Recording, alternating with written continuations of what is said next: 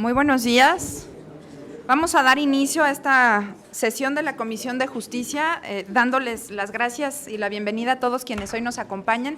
Es un gusto poderles saludar a los diputados, diputadas y a las instituciones que vienen hoy de magistradas del Poder Judicial e integrantes de Secretaría de Gobierno desde Coordinación General Jurídica y las direcciones de Registro Civil y Registro Público de la Propiedad.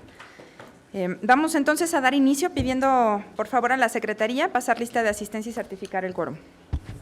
Buenos días. Cabal Ceballos Jessica. Presente. Gutiérrez Campos Alejandra. Presente. Márquez Alcalá Laura Cristina. Presente. Prieto Gallardo Ernesto Alejandro. Presente. Sánchez Cordero Vanessa, la de la voz. La asistencia es de 4 diputadas y 1 diputado. Hay quórum, señora presidenta. Asimismo, se hace constar que la reunión inició a las 10:18 del 28 de agosto de 2019. Gracias, diputada. Con fundamento en el artículo 94, fracción tercera de la Ley Orgánica del Poder Legislativo del Estado, esta presidencia procede a justificar la inasistencia de la diputada Jessica Cabal Ceballos a la reunión de la comisión del pasado 13 de agosto, en virtud del escrito que presentó en los términos del artículo 28 de dicho ordenamiento, lo que se informará además a la mesa directiva. Se solicita a la Secretaría dar lectura a la propuesta de orden del día. Orden del día. Primero, lectura, discusión y, en su caso, aprobación de la propuesta de orden del día. Segundo, lectura, discusión y, en su caso, aprobación de la minuta número 24, levantada con motivo de la reunión de fecha 13 de agosto de 2019. Tercero, dar cuenta con los comunicados y correspondencia recibidos. Cuarto, análisis de las siguientes iniciativas de reformas y adiciones al Código Civil del Estado de Guanajuato, con participación del Supremo Tribunal de Justicia, de la Secretaría de Gobierno y de la Coordinación General Jurídica y, en su caso, acuerdo sobre el sentido del dictamen. Inciso A, iniciativa de reformas de los artículos 446 y 451 del Código Civil para el Estado de Guanajuato en materia de adopción, presentada por las diputadas y diputados integrantes del Grupo Parlamentario del Partido Acción Nacional. Inciso B, iniciativa que reforma los artículos 2524, fracción sexta, y 2536, inciso B, guión B del Código Civil para el Estado de Guanajuato en materia de extinción de las inscripciones por caducidad ante el Registro Público de la Propiedad y del Comercio, presentada por diputadas y diputados integrantes del Grupo Parlamentario del Partido Revolucionario Institucional. Inciso C, iniciativa mediante la cual se adiciona un párrafo al artículo 357 y se reforma el artículo 1257 del Código Civil para el Estado de Guanajuato en materia de retroactividad alimentaria, presentada por diputadas y diputados integrantes del Grupo Parlamentario del Partido Acción Nacional. Inciso D, iniciativa de reformas a los artículos 67 y 68 del Código Civil para el Estado de Guanajuato, a efecto de permitir que los apellidos de quienes se registren se establezcan en el orden convenido por los padres y deje de ser una costumbre anteponer el apellido paterno, presentada por el diputado Jaime Hernández Centeno, de la representación parlamentaria del Partido Movimiento Ciudadano. Inciso E, iniciativa de reforma al artículo 444 del Código Civil del Estado de Guanajuato en materia de investigación de paternidad o maternidad, presentada por la diputada Claudia Silva Campos, integrante del Grupo Parlamentario del Partido de la Revolución Democrática. Inciso F, iniciativa a efecto de adicionar un inciso D al apartado segundo del artículo 68 del Código Civil para el Estado de Guanajuato en materia de eliminación de obstáculos discriminatorios en apellidos, presentada por la diputada Carmen Vaca González, integrante del Grupo Parlamentario del Partido Morena.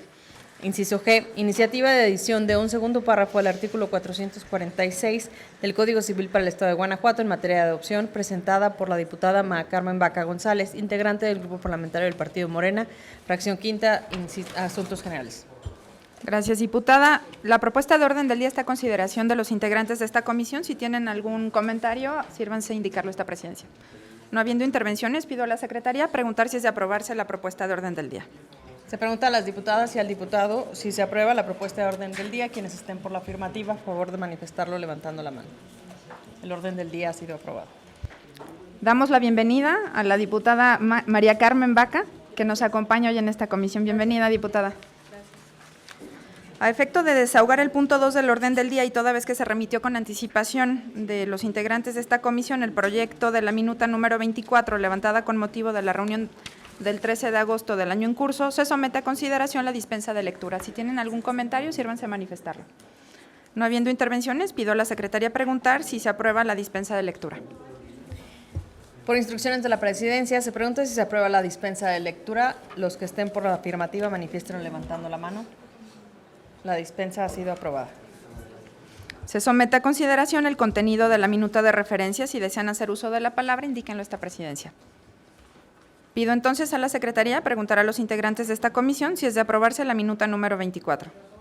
Se pregunta si se aprueba la minuta número 24. Quienes estén por la afirmativa manifiesten levantando la mano. La minuta ha sido aprobada. Solicito a continuación a la Secretaría dar cuenta con la correspondencia y comunicados de esta comisión. Asunto. La Unidad de Estudios de las Finanzas Públicas remite las evaluaciones de impacto presupuestal relativas a las iniciativas de ley para prevenir, investigar y sancionar la tortura y otros tratos o penas crueles, inhumanos o degradantes en el Estado de Guanajuato y de derogación del artículo 264 del Código Penal del Estado de Guanajuato, por la que se reforman y adicionan diversos artículos de la ley para prevenir, atender y erradicar la trata de personas en el Estado de Guanajuato, y se derogan los artículos 179A, 179B y 179C del Código Penal del Estado de Guanajuato, y de reformas y adiciones a diversos artículos de la Ley de Seguridad Social del Estado de Guanajuato. La Coordinadora General Jurídica de Gobierno del Estado remite comentarios a la iniciativa de adición de un inciso D a la fracción segunda del artículo 68 del Código Civil para el Estado de Guanajuato en materia de orden de los apellidos. La presidenta del Supremo Tribunal de Justicia y del Congreso del Poder Judicial del Estado, así como el director general de apoyo a la función edilicia de León, remiten comentarios a la iniciativa de reforma y adiciones de diversos artículos de la ley para prevenir, atender y erradicar la trata de personas en el Estado de Guanajuato y derogación de diversos artículos del Código Penal del Estado de Guanajuato. El director general del Instituto de Seguridad Social del Estado de Guanajuato remite el análisis técnico jurídico a la consulta de la iniciativa de reformas y adiciones a la Ley de Seguridad Social del Estado de Guanajuato.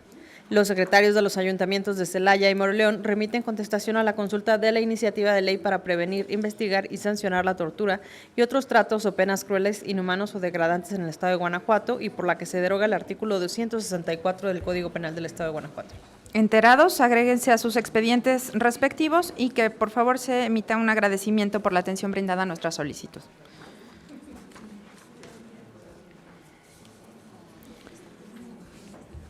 A efecto de desahogar el punto cuarto del orden del día relativo al análisis de las iniciativas mencionadas en dicho punto, se abre la participación de nuestros invitados, a quienes damos la más cordial bienvenida. Por parte del Supremo Tribunal de Justicia nos acompañan las magistradas civiles Laura Angélica Ángeles Zamudio de la Tercera Sala y la magistrada Marta Isabel Villar Torres de la Cuarta Sala Civil. Bienvenidas, magistradas. Por la Secretaría de Gobierno, al licenciado Juan Hinojosa Diegues, director general del Registro Civil, bienvenido, y le acompañan la licenciada Belkis Jessica López Mendoza y la licenciada Laura Patricia Godoy Álvarez, así como vienen también el director del Registro Público de la Propiedad, el licenciado Luis Miguel Aguirre Aranda, bienvenido. Y por la Coordinación General Jurídica damos la bienvenida al licenciado José Federico Ruiz Chávez y a los licenciados Carlos Alejandro Rodríguez Pacheco y José Manuel Briviesca Pérez. Bienvenidos, muchas gracias por atender nuestra invitación.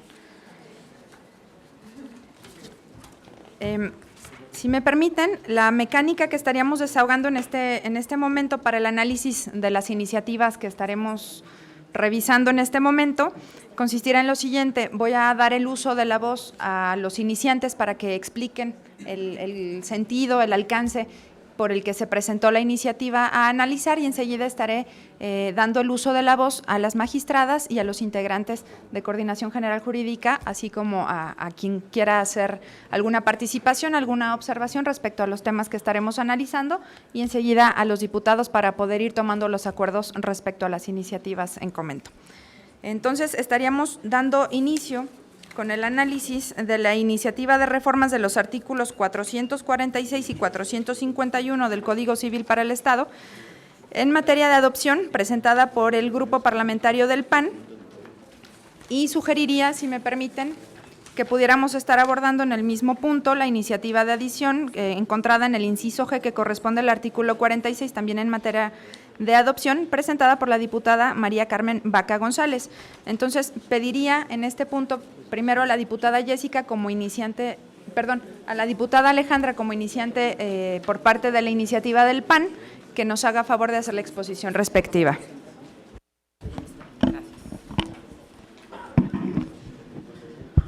Muchas gracias, señora presidenta. Buenos días a todos. Bueno, solamente señalar que en el grupo parlamentario del PAN siempre hemos señalado que la vida en familia es fundamental para el desarrollo de cualquier ser humano. Y en el tema de las adopciones tenemos que tener muy presente justamente los derechos de las niñas, niños y adolescentes para tener una vida digna, una vida durante su crecimiento, todo su desarrollo, y hemos estado analizando toda la parte legal del Código Civil y vemos algunas oportunidades que se pueden mejorar. Sabemos que el proceso de adopción es un proceso especial, porque sabemos que hay hombres y mujeres que están buscando el poder adoptar a un niño, poder vivir en familia. Hay muchos niños deseosos de poder estar justamente en estas familias y que el proceso a veces se complica. Entonces queremos ayudar a facilitar el proceso, pero sobre todo cuidando el bien mayor que son nuestros niños, niñas y adolescentes. Y en este análisis estamos proponiendo justamente modificaciones a 2 artículos en el Código Civil del Estado. Uno de ellos que es el artículo 446 y el otro que es el 451. En el tema del 446, lo que estamos justamente proponiendo es establecer una fracción adicional que tiene que ver con lo que acabo de manifestar. Es establecer de manera muy clara, además de ser un acto jurídico, que es un derecho del menor de naturaleza restitutiva que le garantice vivir, crecer y desarrollarse de manera plena en el seno de una familia, que tiene que ver con lo que acabo de señalar. Y por otro lado, que también va acorde al artículo 27 de la Ley General de los Derechos de Niñas, Niñas y Adolescentes, es establecer que quienes pide este certificado de idoneidad sea la Procuraduría, ¿sí? Entonces, en eso consiste las modificaciones al artículo 461, que diga 446, y por otro lado, en el 451 lo que estamos señalando es que conocemos que los niños pasan mucho tiempo en familias de acogida, o que son los que les están dando esta calidad de vida y que se hacen responsables de ellos, en tanto se lleva el proceso. Y lo que queremos es que el juez, a la hora de aprobar la adopción, pueda tomar en cuenta el tiempo que pasan con estas familias. ¿Por qué? Porque los niños se encariñan, viven con ellos, las familias ya tienen un lazo familiar con el menor, y lo que queremos es que se tome en cuenta. Cuando se rompe este vínculo es doloroso para ambas partes y es importante que el juez lo tome en cuenta. Básicamente, de manera resumida, es en lo que consiste la iniciativa que el grupo parlamentario del PAN propone. Gracias. Gracias, diputada. Entonces, le cedería el uso de la voz a la diputada Carmen Baca para que haga la exposición de su iniciativa.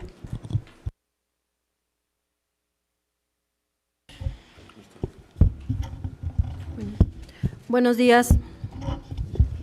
Buenos días a todos los presentes.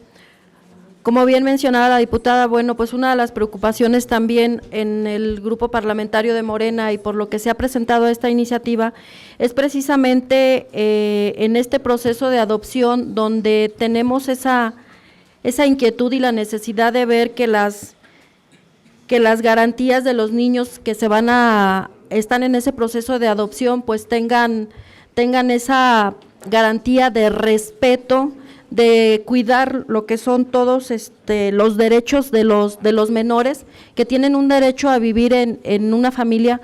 Me ha tocado en la experiencia particular el vivir de cerca algunos casos de adopción y sabemos que a veces para los niños es hasta un poco frustrante porque en esa etapa del conocimiento, cómo llegan las familias a convivir con los niños, me ha tocado vivir esa etapa, ese acercamiento que tienen, ese conocimiento y efectivamente, como bien mencionaba, los niños se van encariñando con los padres que tienen esa inquietud o esa necesidad de adoptar un niño.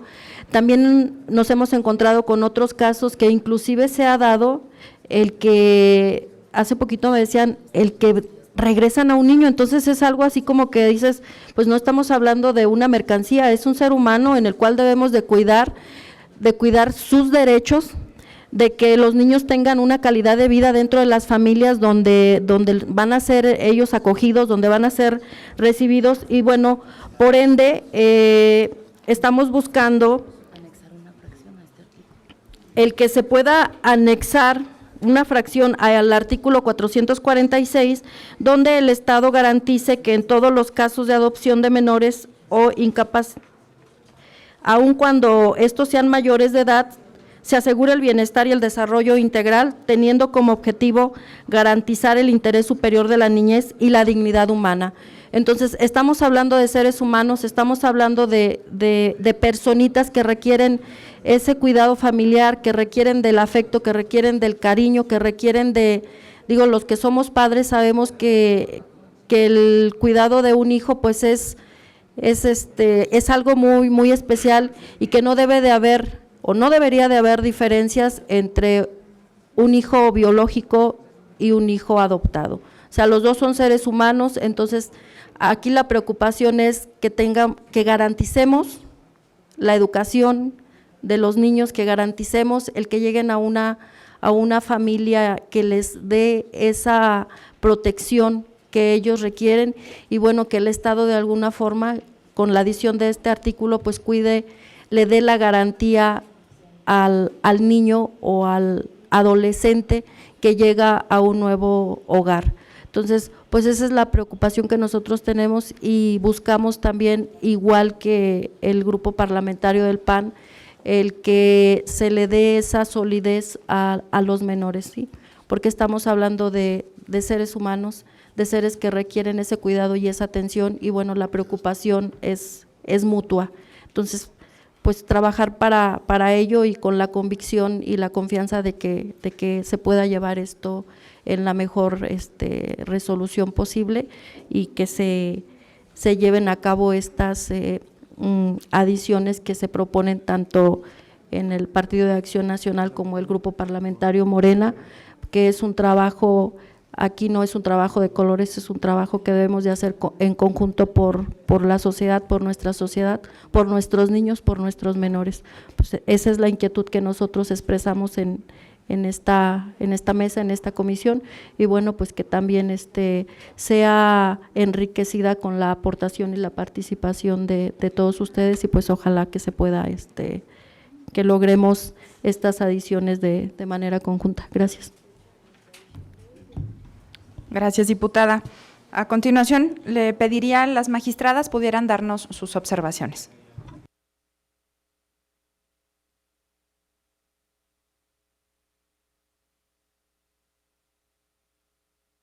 Okay. Ok. Gracias, muy buenos días. Bien, en primer lugar, es para nosotros muy importante, como miembros del Poder Judicial, que nos inviten a que conversemos en esta mesa. En torno a la reforma que propone el Grupo Parlamentario del PAN, en términos del artículo 446, para adicionarle un párrafo en donde se mencione fundamentalmente que la adopción es de naturaleza restitutiva. El Poder Judicial, bueno, no lo hemos conversado ampliamente, no tenemos ninguna objeción, en realidad es traer una cuestión que está en los tratados internacionales, que estamos obligados a observar, porque de ellos somos parte, como el Estado mexicano, y materializarlo en nuestro Código Civil. La verdad es que no tenemos ningún inconveniente y queda, digamos, plasmado ya en la norma, algo que en realidad los jueces de familia han venido materializando en esta clase de procedimientos, de manera que en esa parte no tenemos ningún inconveniente. En el 451, en el artículo 451, fracción segunda, bueno, pensamos que es una consecuencia de reformas anteriores, la adecuación para mencionar ahí a la Procuraduría de Protección de Niños, Niñas, Adolescentes del Estado de Guanajuato y en los siguientes párrafos también hacer la mención a la Procuraduría de Protección de Niños, Niñas y Adolescentes, quienes son los que están supuestos a emitir estos certificados de idoneidad que son los necesarios para que el juez pueda tener los elementos y a fin de otorgar y sancionar las adopciones cuando son solicitadas, es decir, ya cuando llegan a sede judicial es cuando se necesita toda esta clase de insumos probatorios, precisamente para que el juez pueda tener la certeza de que está atendiendo al interés superior de la infancia y poder otorgar la adopción. En la última parte, en donde se pretende que se adicione una porción normativa que diga el juez deberá que valorar, deberá de valorar como un factor determinante para aprobar la adopción el tiempo que el menor ha pasado con quienes pretenden adoptarlo. Bueno, la postura del semipleno civil es que el adjetivo determinante es un tanto fuerte, un tanto, pues, ¿cómo decir?, pesado, por decirlo de alguna manera. En principio, porque si bien es cierto, los presuntos padres adoptivos generalmente solicitan pasar tiempo con los menores que pretenden adoptar, no siempre se generan esos lazos afectivos. Eso lo hemos vivido en la realidad y precisamente por eso es el certificado de idoneidad, precisamente porque en ese certificado es en donde la Procuraduría le da a conocer al juzgador si se generaron esos lazos afectivos. Hay veces que no hay empatía, y bueno, hemos tenido casos incluso en donde los presuntos adoptantes desisten de su decisión de adoptar y, como bien decía la diputada, después se le generan al niño una serie de frustraciones por aquel anhelo que tiene de vivir en familia y ese derecho que tiene, por supuesto, de ser insertado en una familia que lo proteja, que lo ame, que lo desarrolle de una manera plena, como dice la Constitución de nuestro país y los tratados internacionales de los cuales somos parte. Entonces, nosotros creemos, por supuesto, salvo su mejor opinión, que en esta porción normativa lo que se tiene que decir en todo caso es que el juez debe de valorar los lazos afectivos generados entre los niños y los presuntos adoptantes, más que el tiempo, porque habrá ocasiones en que el tiempo sea corto y se generen esos lazos afectivos, se genere esa empatía y el certificado de idoneidad nos dé esa luz acerca de estos propósitos de adopción y que en realidad el niño se va a ver beneficiado y que efectivamente se va a ver en una familia, se va a desarrollar en una familia que realmente lo va a amar y lo va a proteger, que esa es la finalidad de la adopción. Y que, bueno, nosotros como juzgadoras, ya con un largo trecho caminado en estos menesteres, pues hemos visto, la verdad, los beneficios y las bondades de esta figura jurídica. Finalmente, en la fracción cuarta, que la adopción sea benéfica para el adoptado, atendiendo al interés superior del mismo, bueno, desde el cuarto constitucional traemos la orden de la ley, de la norma constitucional de atender al interés superior y eso se desgrana en el resto de las legislaciones secundarias y pensamos que no, pues no está de más que se le adicione ahí el interés superior de la infancia. Esa disposición es la que me tocó comentar.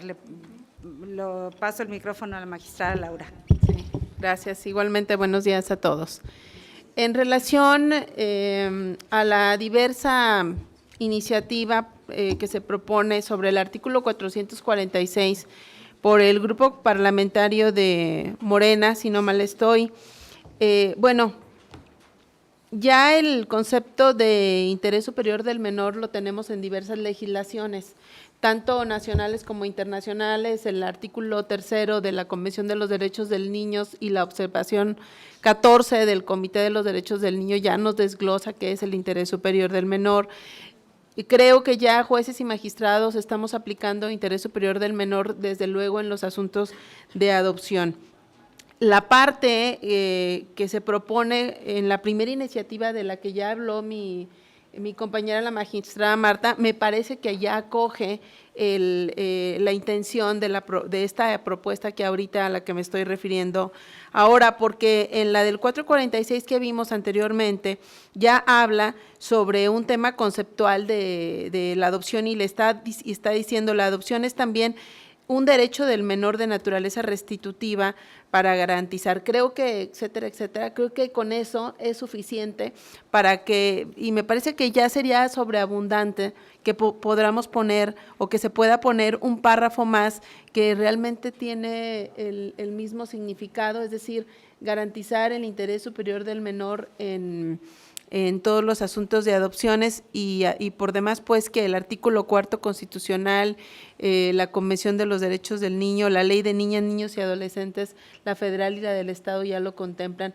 Me parece que ya con el párrafo, nos parece a nosotros que ya con el párrafo que se pretende en la primera iniciativa quedaría suficientemente garantizado, que esté mejor conceptualizado lo que es la adopción o lo que sería la adopción para nuestro Código Civil.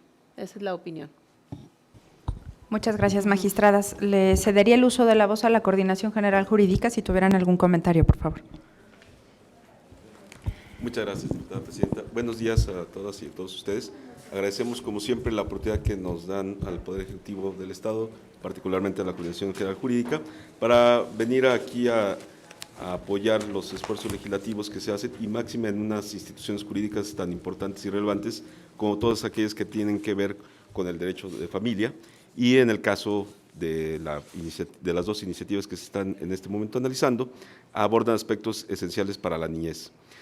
En el caso de la iniciativa del Grupo Parlamentario del PAN, consideramos que va acorde incluso con una iniciativa que no en esta comisión, sino en la Comisión de Gobernación y Puntos Constitucionales, se analizó hace unas semanas, donde se propone elevar precisamente a rango en la Constitución local el principio de interés superior de la infancia o del menor, como un principio que abone al diseño de políticas públicas y obviamente a la decisión de las autoridades de los tres poderes.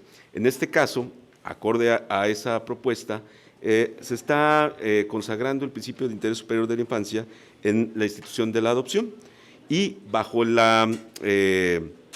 análisis que esta comisión también realizó en su oportunidad, y que agradecemos nuevamente la oportunidad, del análisis que se realizó a la iniciativa del señor gobernador para reformar un conjunto de leyes para el fortalecimiento de las instituciones que atienden a la restitución de derechos de menores, esta iniciativa también engarza con ese tema.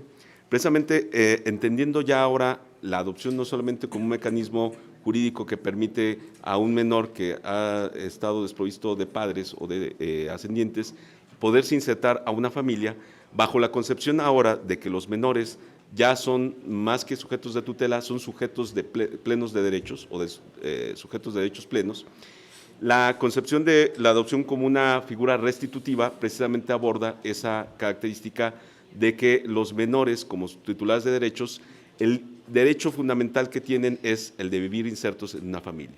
Entonces, cuando las circunstancias, sea cuales fueren, le han privado de ese derecho fundamental, la adopción se convierte precisamente en un mecanismo para restituir, valga la expresión, al menor en ese derecho que la naturaleza y la ley le conceden. Bajo ese tenor, consideramos que es apropiada la institución como lo propone en la iniciativa en el artículo 446, y en relación al 451, pues como recordarán, dentro de la iniciativa que hacíamos alusión del señor gobernador, pues precisamente esta fue una de las materias que se abordó en aquella iniciativa colectiva, y en el caso, pues es simplemente hacer la sustitución normativa del sistema estatal DIF por la Procuraduría Estatal de Protección de Niñas, Niños y Adolescentes, recientemente creada como un organismo descentralizado, y bajo ese tenor consideramos que esta propuesta va en ese mismo sentido. Ahora bien, en cuanto a la iniciativa de la diputada Vaca González, consideramos que creo que son coincidentes las propuestas en el artículo 446, quizás solamente quedaría pendiente de armonizar entre ambas la referencia a las personas con discapacidad o a los incapacitados, porque precisamente la propuesta normativa de la iniciativa del PAN se da el énfasis a los derechos de los menores y, sin embargo, el derecho de las personas con discapacidad, que pueden ser también sujetos de adopción, de acuerdo a la definición que el párrafo primero del artículo 446 establece, no queda recogida o más bien no hay esa referencia en la propuesta normativa que contempla el segundo párrafo del artículo 446 del Grupo Parlamentario del PAN. Entonces, habiendo coincidencia en los objetivos de las reformas de ambas iniciativas sobre el mismo artículo 446, quizás habría que analizar la forma de armonizar las referencias tanto a personas menores de edad como a las personas con discapacidad o incapacitados, que también son sujetos de adopción. Esos serían los comentarios que tendríamos en relación a estas dos iniciativas. Muchas gracias, licenciado.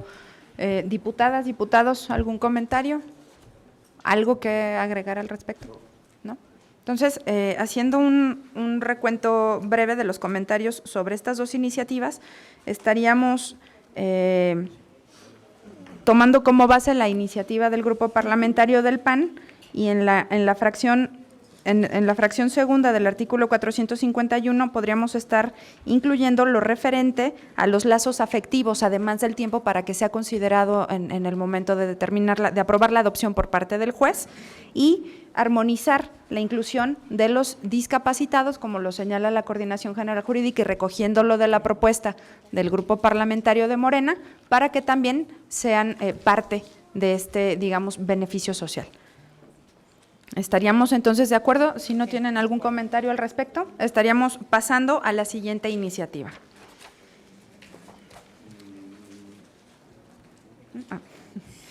Corresponde entonces abordar la iniciativa de reforma de los artículos 2524, fracción sexta, y 2536-B del Código Civil, presentada por el Grupo Parlamentario del PRI, respecto a la extinción de las inscripciones por caducidad ante el Registro Público de la Propiedad y del Comercio. Le pediría a las magistradas si fueran tan amables de verter sus comentarios.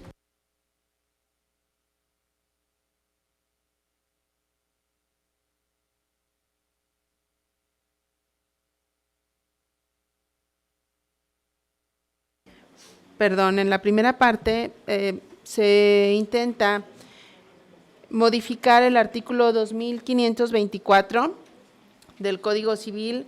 Sí hemos nosotros como Poder Judicial, como jueces y magistrados, advertido que se han cometido abusos por parte de pues personas de mala fe que intentan engañar al registro público en ocasiones para realizar la cancelación de los embargos.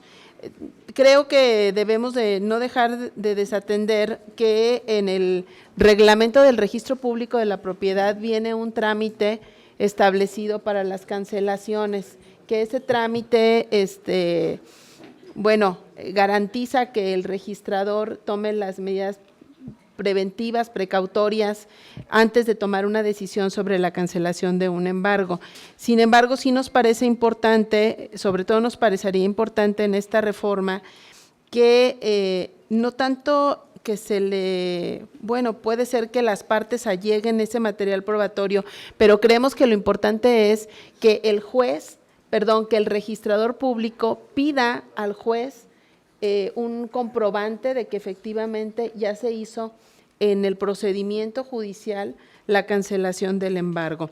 Esto creo que va a venir hasta más sencillo. Justo el día de ayer tuvimos un evento en el Poder Judicial del Estado en donde se aprobó un convenio, se firmó un convenio entre la presidenta del Supremo Tribunal de Justicia y el secretario de Gobierno, para el efecto, estando presente también el director del Registro Público, de Registros Públicos y Notarías, para el efecto de que las comunicaciones entre los jueces y el registro público se hagan electrónicamente. Esto nos facilita mayormente y nos da una certeza jurídica en cuanto a este asunto que estamos tocando ahorita. Entonces, nosotros más bien estuvimos pensando que lo que no tanto es que el registrador se lo haga constar a través de las pruebas que le lleguen las partes, sino que lo pudiera constatar con el juez de si efectivamente hay una cancelación del embargo,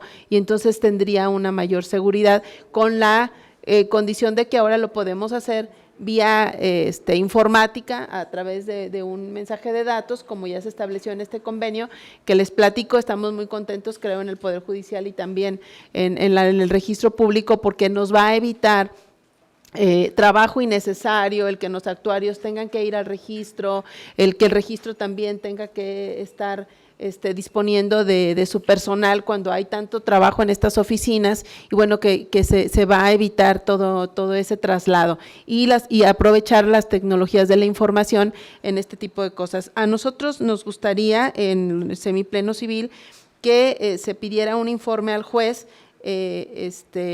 para garantizar al registro público la seguridad. Y respecto del siguiente artículo, del 2536, bueno, también creemos que hay que atender el reglamento del registro público, pero quisiera cederle la palabra a mi compañera magistrada para que haga una precisión de un punto importante. Adelante. Sí, muchas gracias. Bueno, si bien en el reglamento del registro público de la propiedad se establece precisamente cuál es el procedimiento para llevar a cabo esta cancelación, concretamente el artículo 2536B es el que nos habla de la caducidad de la inscripción registral y nos dice que va a operar por el simple transcurso del tiempo y el registrador puede hacer la cancelación de oficio a petición de parte o bien a petición de terceros.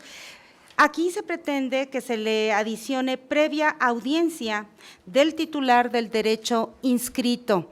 Y bueno, si bien en el reglamento del registro nos establece una serie de requisitos en donde el registrador tiene pues los elementos necesarios para hacer la cancelación, lo cierto es que los tribunales de la Federación ya se pronunciaron al respecto y son los tribunales de la Federación de este circuito. Los tribunales colegiados de este circuito en 2013 emitieron una tesis que por supuesto es aislada, pero como sabemos es orientadora para nosotros, donde nos dice, solamente voy a leer el título de la tesis, es cancelación de la inscripción de una hipoteca en el registro público de la propiedad.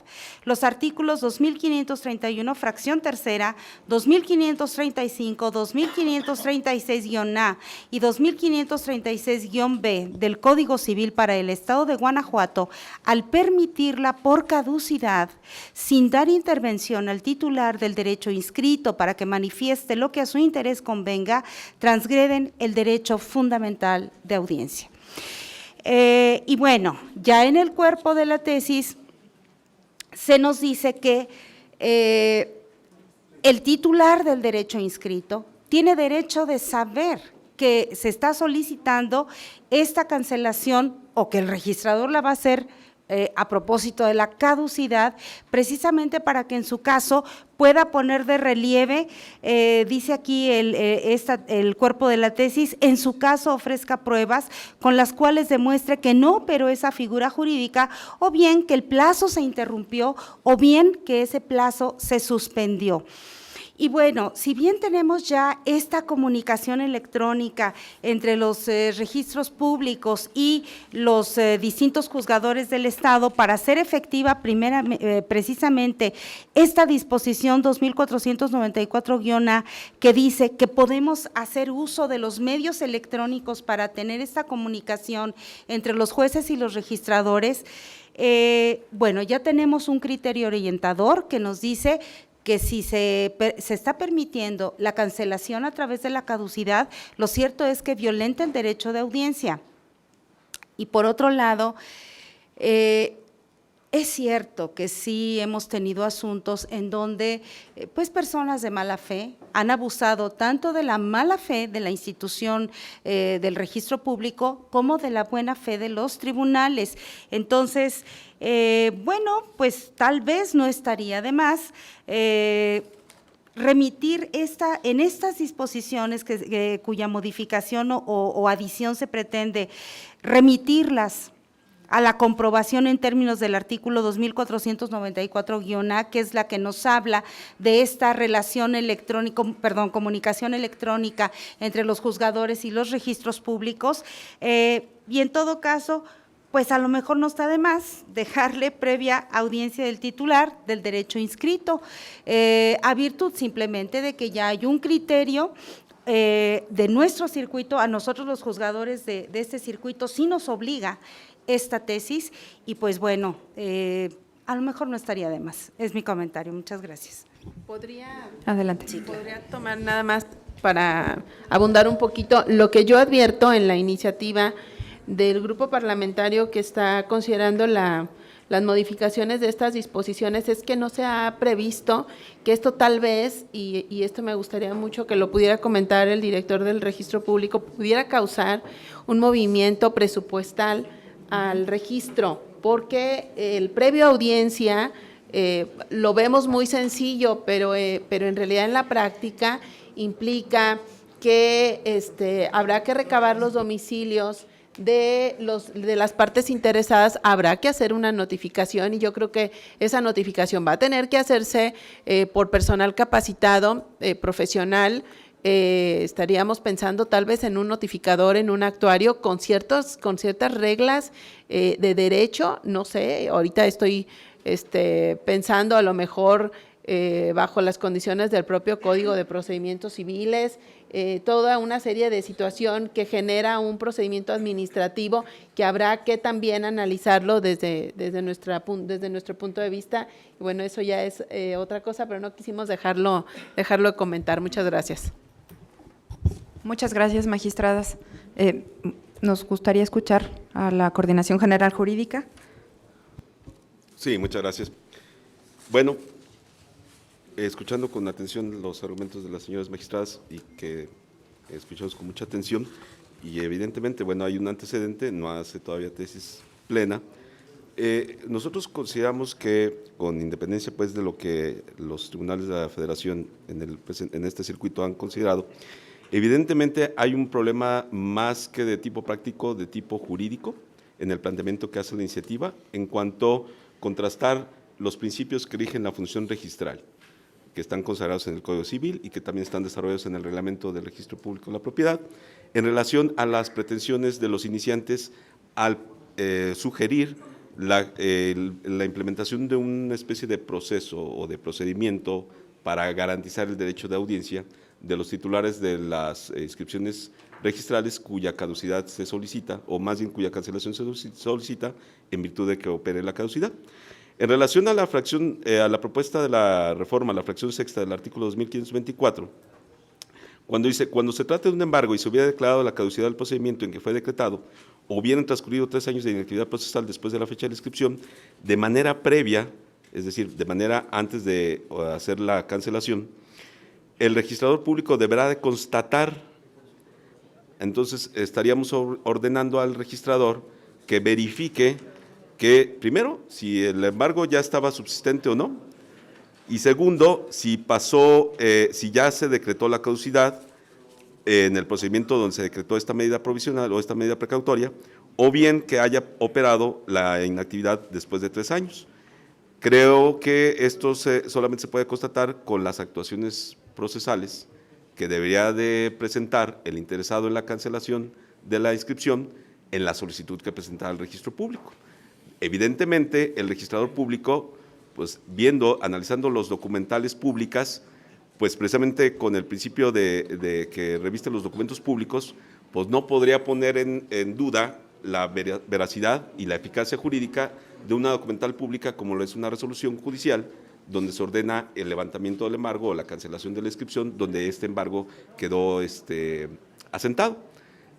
Consecuentemente, no habría un procedimiento, desde nuestro punto de vista, que es sustanciar si el registrador público constata la evidente veracidad de los documentos públicos que le allega al interesado en solicitar la cancelación de la inscripción pública.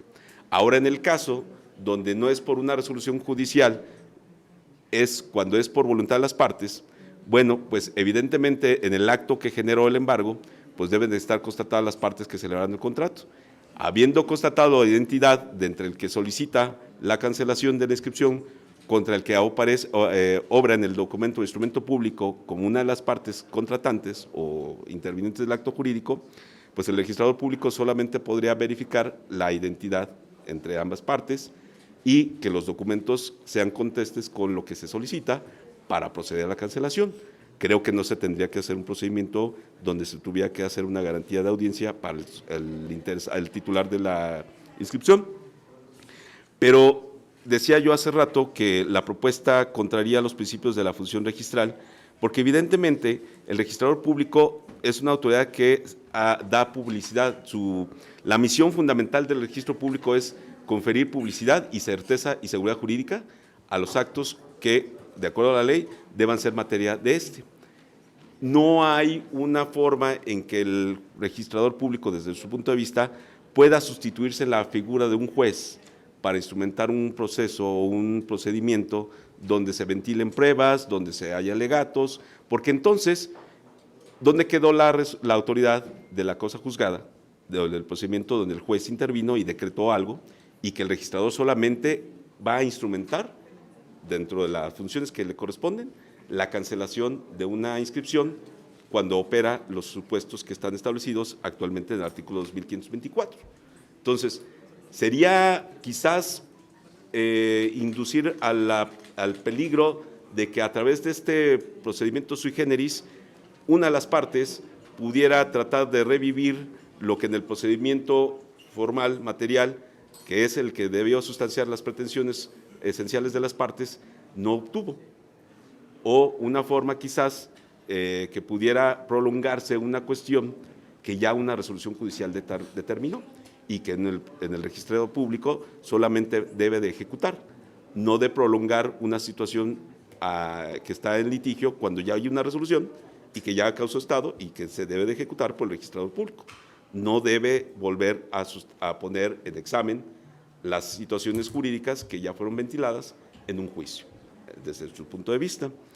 De tal manera que en el artículo 2536b, que consideramos también que no sería adecuado hablar de una previa audiencia al titular del derecho inscrito por las razones que hemos comentado.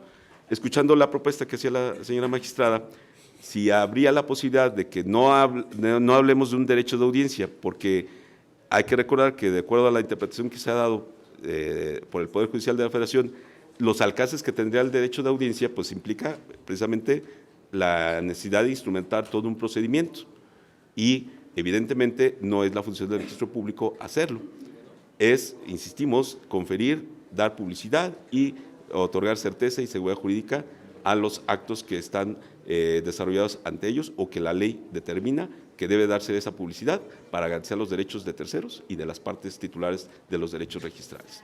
En este caso, si se toma la propuesta que hace la señora magistrada sobre el 2536b, de solicitar un informe, bueno, evidentemente sería en el caso de cuando esta caducidad operó por las razones de un procedimiento que haya ha habido la caducidad del procedimiento o la inactividad procesal.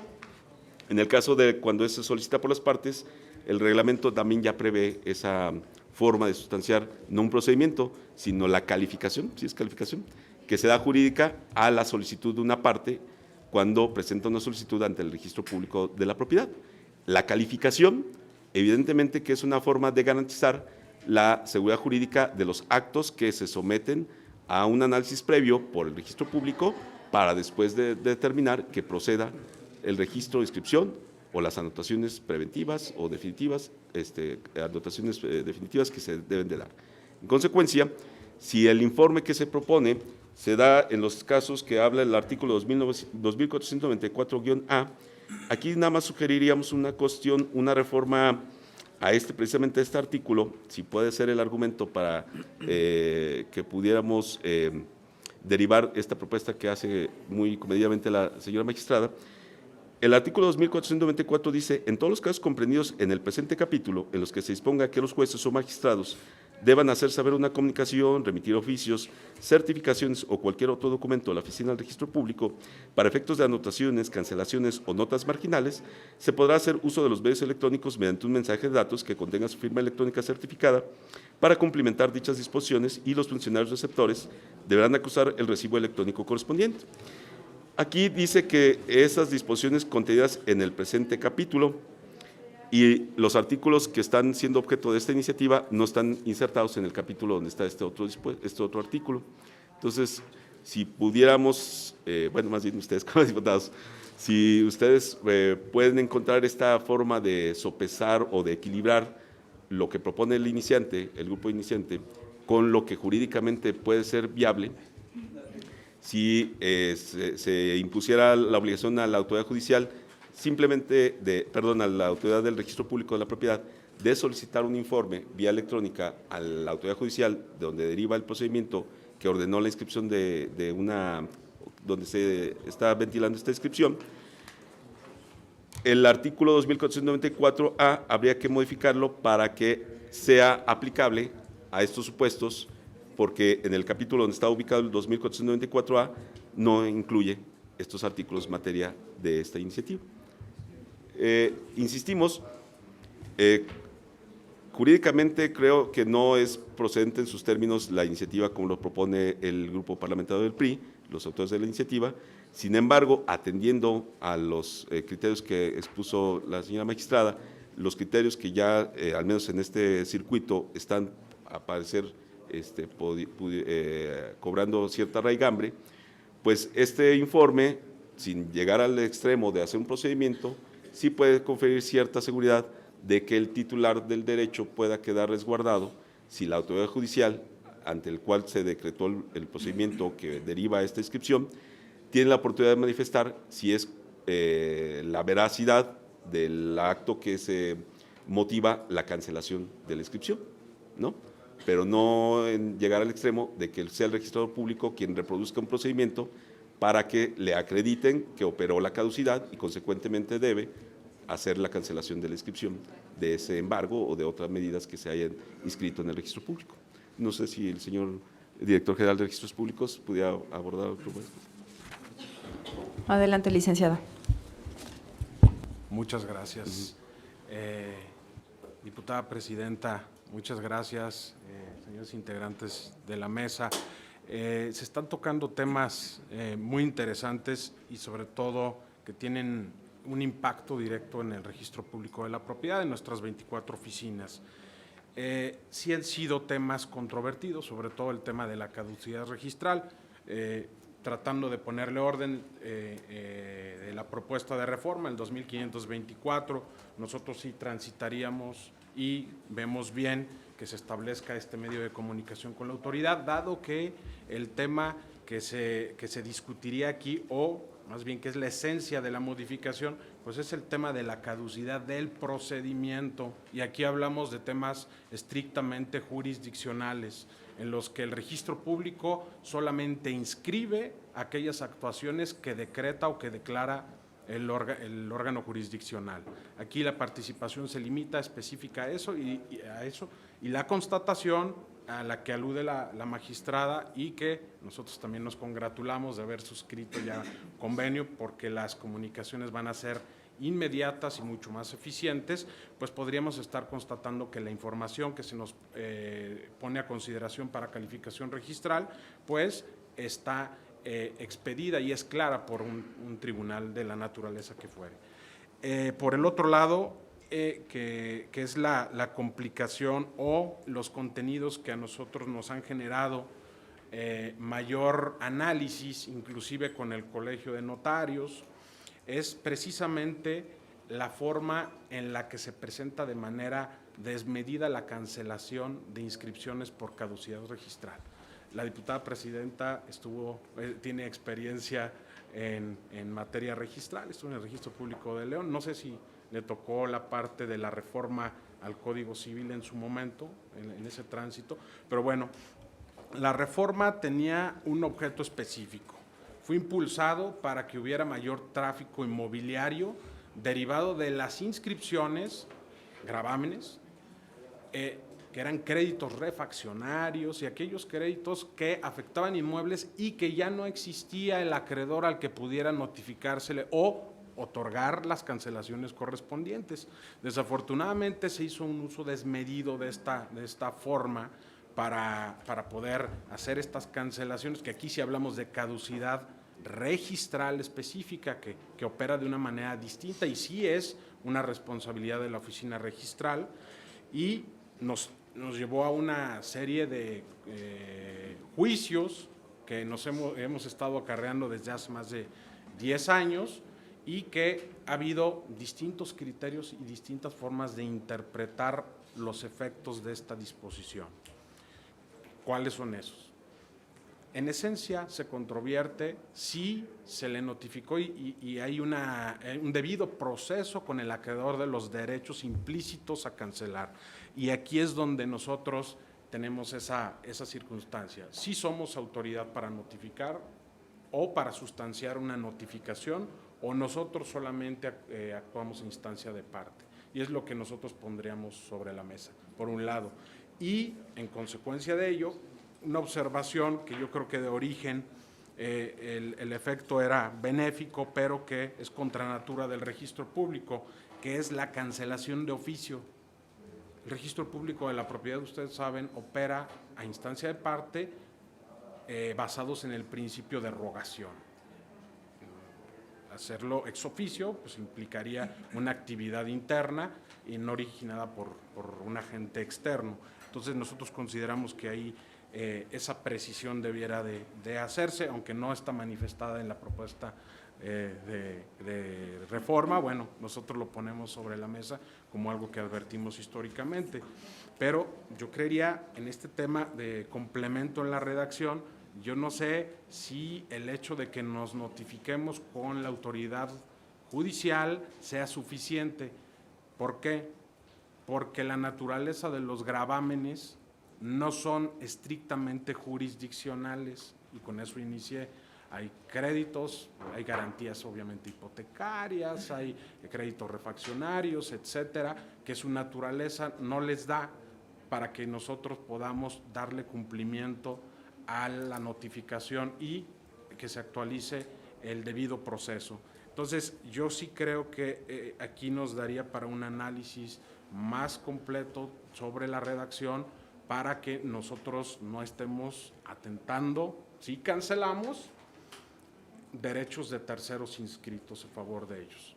Es la parte que a nosotros nos genera una reflexión adicional, y obviamente coincidimos con la opinión del señor licenciado de la Coordinación General Jurídica, con las magistradas. Suscribiríamos nosotros las argumentaciones propuestas. Muy bien, muchas gracias. Me ha pedido el uso de la palabra la diputada Alejandra Gutiérrez. Adelante. Muchas gracias. Bueno, escuchando todas las voces de los expertos que aquí nos vienen a dar todo su conocimiento, yo quiero señalar que coincido en casi el 100% de lo propuesto, pero también en el tema de darles el derecho de audiencia y plasmarlo en la propia ley, yo ahí sí difiero. ¿Por qué? Y justamente en lo que hablaba, abrí la tesis, que me imagino que es a la que se refiere, que es la tesis 16ª de fecha a octubre de 2013 de los tribunales colegiados de circuito. Y sí, de agosto, entonces acá tengo de octubre, pero debe ser casi similar porque el título también señala embargo para su cancelación total en el registro público de la propiedad con inactividad procesal, no basta el solo transcurso del tiempo. Y aquí lo que señala es que no basta, pero da la posibilidad que bastaría con el simple hecho de pedir el informe al juez.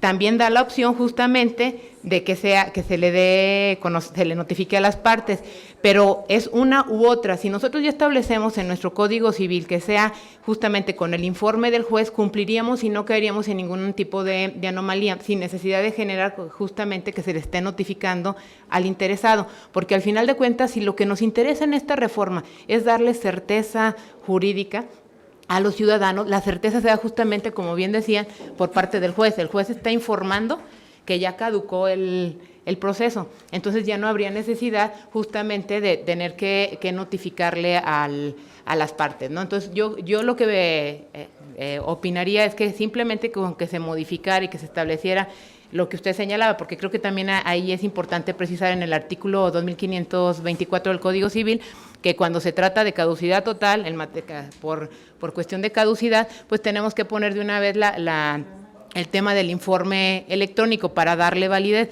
y aparte yo aquí lo aplaudo porque aunque ya lo estén haciendo, pues es una de las batallas que yo siempre he señalado: evitemos el papel, tenemos tecnología y hagamos por medio electrónico, y creo que damos certeza y por otro lado también apoyamos al medio ambiente. Muchas gracias. Gracias, diputada. No sé si haya alguna otra intervención respecto a esta iniciativa. Adelante, magistrada.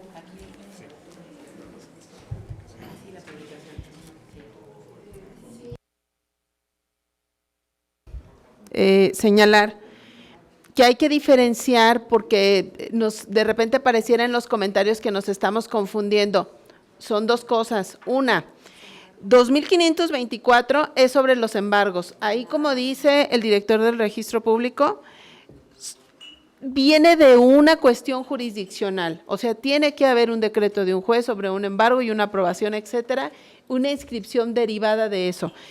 Aquí yo creo que estaríamos, por lo que escucho, todos en el mismo sentido de que previo el informe del juez y que nos podemos auxiliar con los medios electrónicos, como ya lo dijimos hace poquito. Creo que ese no nos hace ruido, esa disposición.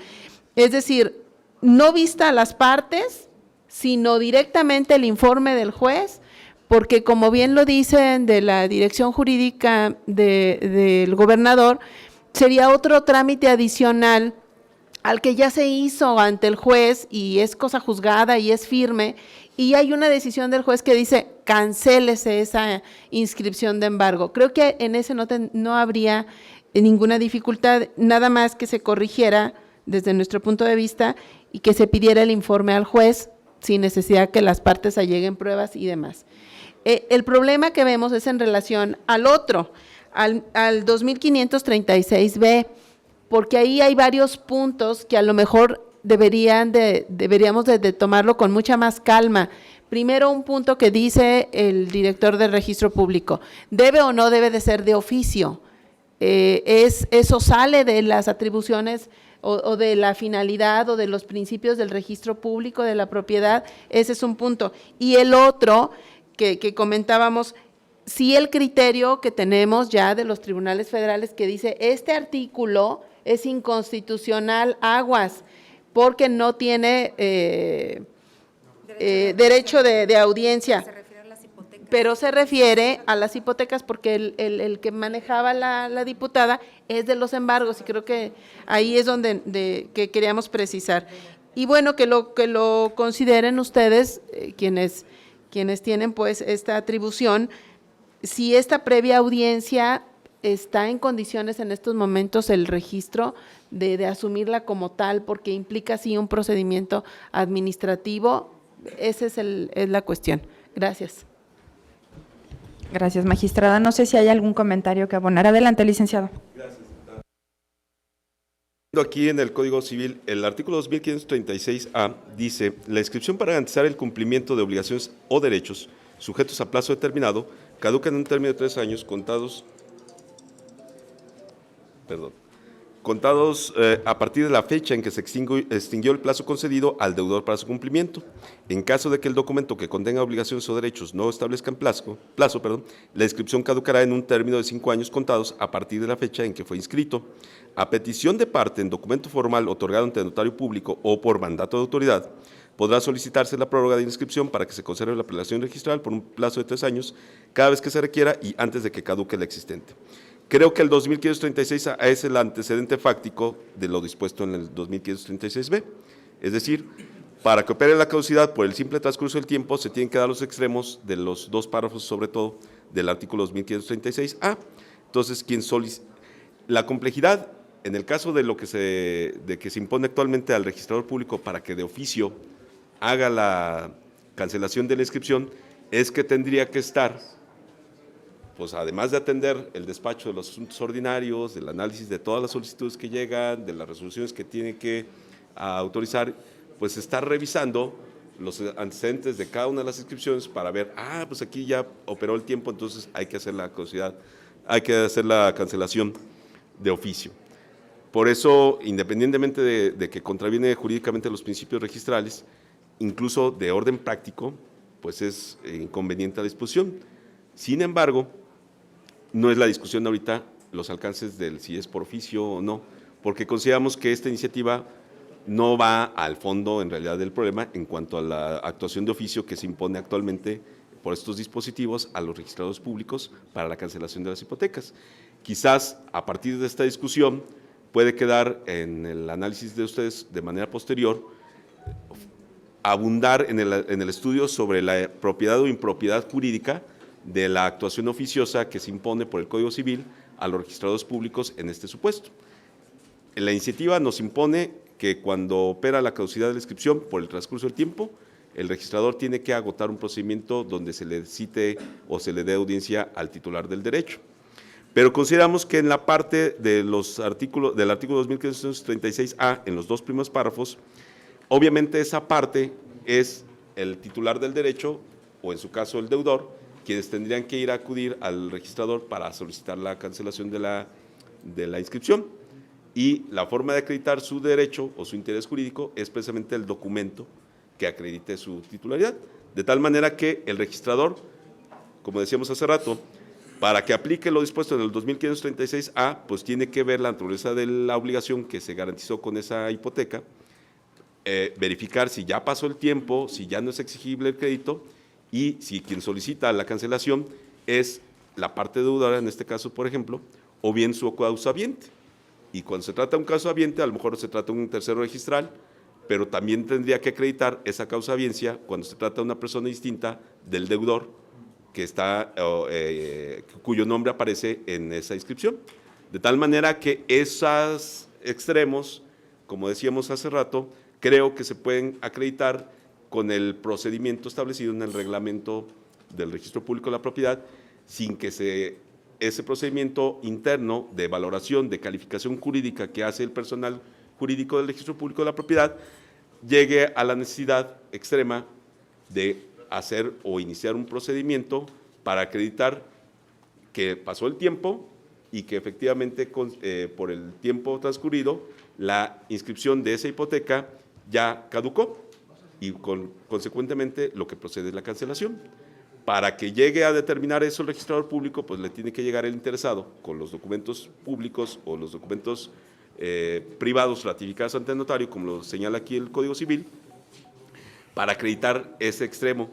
Pero insistimos, aquí sería bajo el principio precisamente de derogación de parte, no de manera oficiosa, porque contraviene jurídicamente los principios de la función registral y operativamente pues supondría una sobrecarga administrativa para los registros públicos el obligarlos a ir revisando todos los expedientes que soportan todas y cada una de las inscripciones para, sobre todo el caso de deudas que puedan estar garantizadas con una inscripción hipotecaria, que ya si siguen vigentes o no los créditos para determinar, mira, en este ya caducó, entonces hay que iniciar el procedimiento de oficio para decretar la cancelación de la hipoteca o de la inscripción de la hipoteca, porque ya se acreditaron los extremos sin que la parte lo haya solicitado. Entonces, ahí, pues, evidentemente, insistimos, no es la función del registrador público y además, pues, a la administración pública le importaría, como decían, un verdadero impacto presupuestario, establecer esta obligación, bueno, de hecho ya está, pero que se obligara a instrumentar este procedimiento de audiencia, que es lo que propone la iniciativa.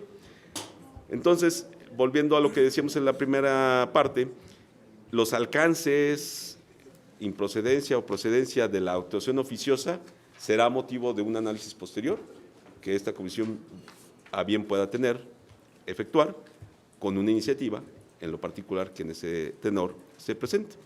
En este caso, lo que consideramos es que, con dependencia de la improcedencia oficiosa bajo los principios registrales, la impertinencia del procedimiento, porque ya está establecido lo que debe hacer, de acuerdo al 2536A del Código Civil, el registrador público, y por otro lado, que en el reglamento del Registro Público de la Propiedad también está ese procedimiento para la valoración jurídica, cuando es una parte, que puede ser los que intervinieron en el acto jurídico que originó la inscripción, o bien un tercero, pero puede ser un tercero registral o un causahabiente, y entonces ahí lo que tiene que acreditar esa parte es esa relación jurídica de causahabiencia, además de los extremos de que procede la cancelación, pero obviamente todo con documental, que es valorada por el registrador público, y si procede, pues se hace la cancelación. Muchas gracias. Si no hay algún comentario adicional, adelante, licenciado. Nada más a manera de contexto sobre clarificación de cuánto representa al año cancelaciones por caducidad registral. Estamos hablando alrededor de 3,500.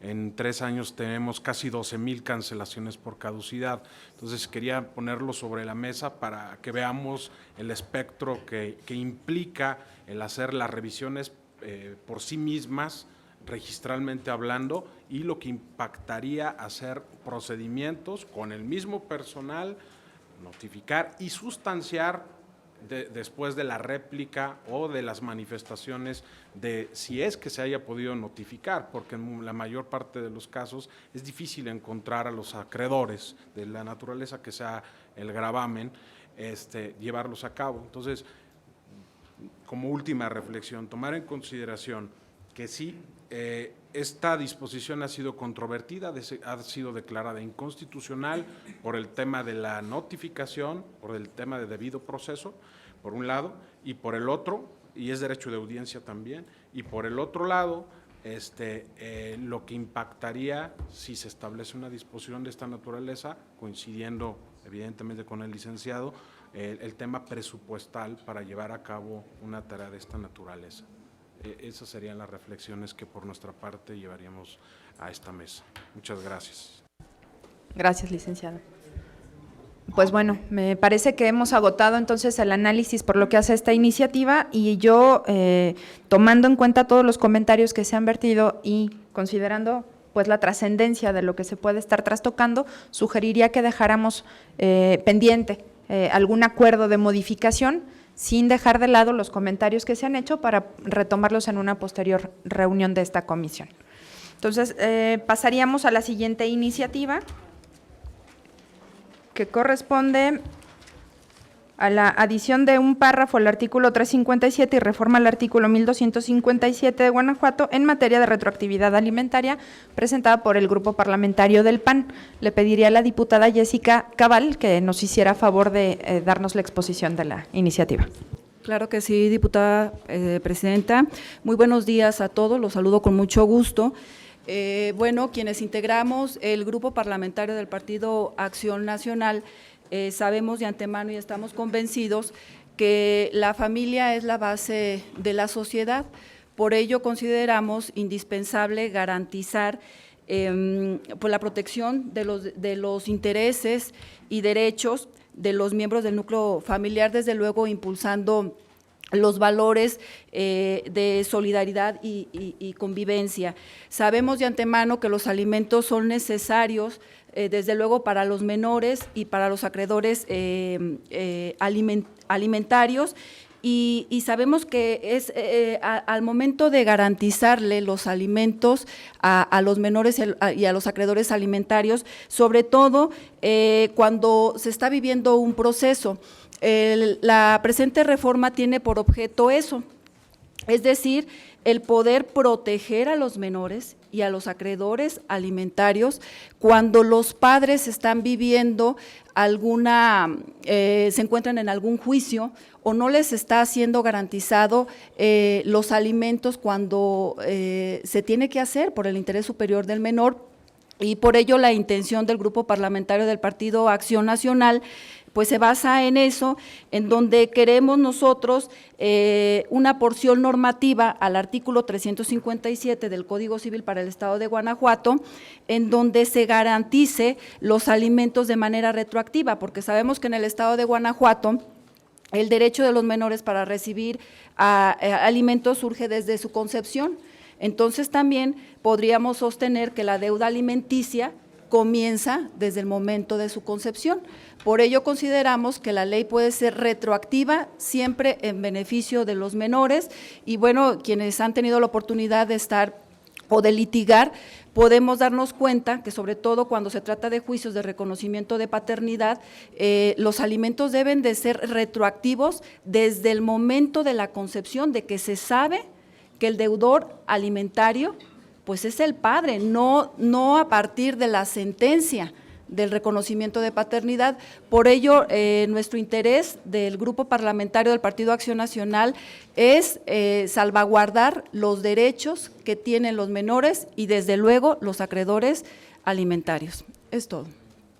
Muchas gracias, diputada. Entonces, le pediría a las magistradas fueran tan amables de participarnos sus observaciones. Gracias. Bueno, el semipleno civil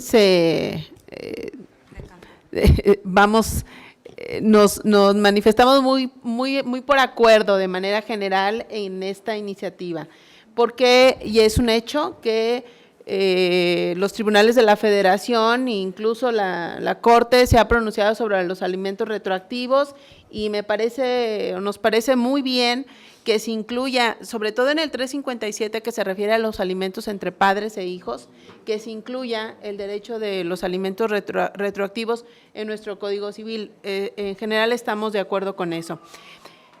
Sobre la redacción es donde queremos comentar, sobre la redacción de cómo se propone la reforma, la adición.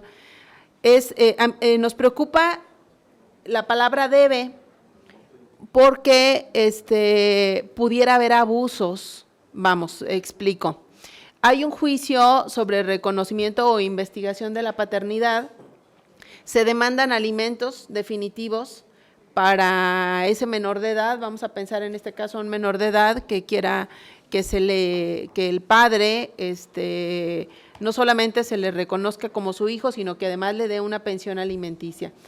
Pero no es la generalidad, es decir, no todos pretenden el pago de alimentos retroactivos, y eso me parece que también lo debemos de valorar, porque muchas veces las familias quedan muy lesionadas cuando se trata de lo económico, y estamos hablando de económico hacia atrás. Ya de por sí, para nosotros como jueces y magistrados, es muy difícil establecer el monto, el quantum de los alimentos retroactivos. Hay criterios de la Corte que nos dan idea de cómo debemos hacerlo, pero realmente en la práctica es muy difícil establecer cuál es el monto que le vamos a fijar a ese padre que ahora se está diciendo es el progenitor de este menor de edad, y cuántos años han transcurrido no solo desde que nació, sino desde que fue la concepción, ¿no? Porque la propuesta viene así y nos parece también muy benéfico, y que además es acorde a otro criterio ya de los tribunales federales que habla desde la concepción y no nada más desde el nacimiento. Pero el decir debe implicaría tal vez que los jueces, en todos los asuntos donde se demande investigación o reconocimiento de paternidad y pidan alimentos, siempre deba fijarlos de manera retroactiva. Y esa es la situación que nos suena un poquito riesgosa o mucho riesgosa por los abusos que pudieran darse de ya por mucho tiempo haber pasado, y que entonces el deudor alimentario se vea enfrascado en una deuda inmensa que no pudiera cubrir, o que simplemente se distancien las familias, cuando la idea es más bien que se unan, ¿no? Que se reconozcan los derechos. Nosotros propondríamos que más bien se maneje como una cuestión de concepto, más o menos pensamos en algo así como: la sentencia que declare la paternidad genera alimentos retroactivos desde el momento de la concepción del menor, como un concepto. No como, lo que no nos gusta es debe, la palabra debe, para que al juez no le cueste trabajo en la interpretación. Y creo que, ¿quieres agregar algo, Martita? En relación al 1257. En relación al 1257, nos parece que no es necesario que se agregue y retroactiva. ¿Por qué razón?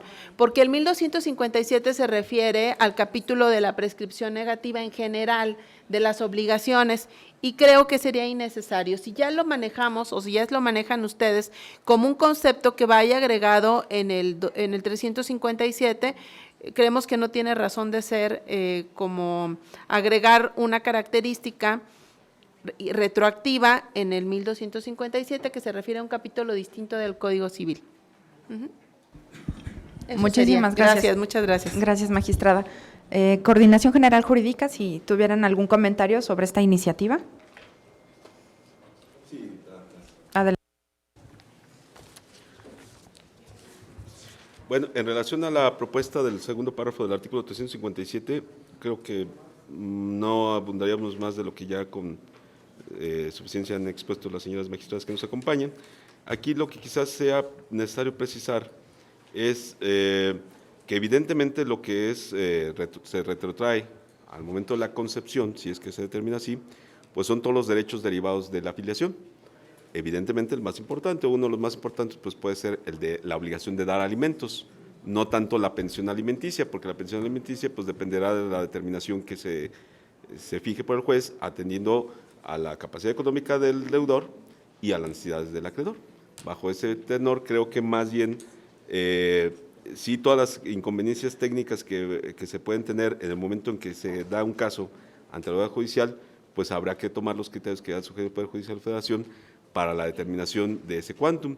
El problema sí es cuando ha pasado muchos años y que se solicita la condena de alimentos retroactivos, cómo establecer una condena que, por un lado, pues atienda al estado que pudo haber tenido el que necesitaba los alimentos de abandono o desvalimiento porque no fue atendido por el deudor alimentario, y otro la capacidad económica de este, porque quizás el cubrir los alimentos retroactivamente pues va a incidir en que después la capacidad económica para cubrir los que con posterioridad se tengan que asumir, pues ya sería mínimo.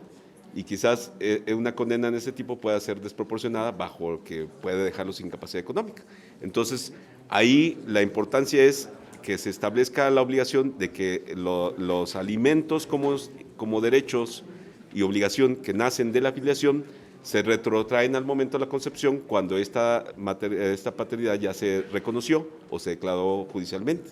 Entonces, es una consecuencia de la resolución por la especial naturaleza del derecho de alimentos y de la afiliación. La cuestión económica, el quantum, creo que debe quedar pues a la libre apreciación del juez con base en el análisis que haga precisamente de las partes acreedora y deudora de ese tema. En cuanto al artículo 1257, pues sí, consideramos que no sería tanto necesaria la reforma en cuanto, como se ha hablado, de que es la prescripción de la obligación, y en este caso es imprescriptible, no tanto es retroactiva, porque lo que lo hace retroactiva es la resolución que determina a partir de qué momento se retrotraen los efectos del reconocimiento de la paternidad o de la afiliación para efecto de determinar los alcances de la obligación. Eso es como consecuencia de la resolución, no de la naturaleza propia del derecho de alimentos. Entonces, consideramos que en esta parte no sería tan necesario. ¿Algún comentario por parte de diputadas, diputados? Adelante, diputada Vanessa. Gracias, buenas tardes. Primero, es una duda para los iniciantes porque estamos hablando de que esta retroactividad se reconoce únicamente para el caso de las sentencias de reconocimiento de paternidad, y ahí la duda es si la retroactividad evidentemente puede beneficiar a todos, porque puede ser incluso que no haya este reconocimiento de paternidad de por medio. O sea, puede ser que la persona haya reconocido como su hijo o su hija a otra persona y que nunca pagó alimentos, y al final el deudor, el acreedor alimenticio puede pedir que se le paguen los alimentos en el momento en que lo requiera, porque pues no es una obligación imprescriptible, es una obligación imprescriptible, y esto implica que en cualquier